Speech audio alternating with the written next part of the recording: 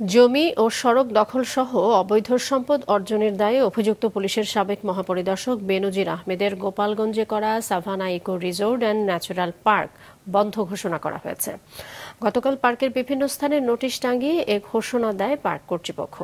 এ বিষয়ে পার্কের booking manager জানান, কর্তৃপক্ষের নির্দেশে আপাতত পার্কের কার্যক্রম বন্ধ ঘোষণা করা হয়েছে। পার্কের সার্ভারের সমস্যার সমাধান হলে আগামী ৪ থেকে ৫ দিনের মধ্যে পার্ক খুলে দেওয়া হবে। উল্লেখ্য, সাবেক আইজিপি বেনজির আহমেদ গোপালগঞ্জ সদর উপজেলার শাহাপুর ইউনিয়নের বৈরাগীটোল গ্রামে ৬২১ বিঘা জমির উপর গড়ে তোলেন Savanna Eco Resort and Natural park.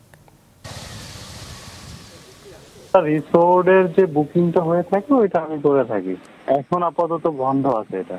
আমাকে কর্তৃপক্ষ এতটুকুই জানাচ্ছে, এটা যে টেকনিক্যাল আমাদের কিছু সার্ভার ইস্যু আছে, যার জন্য আপাতত বন্ধ আছে।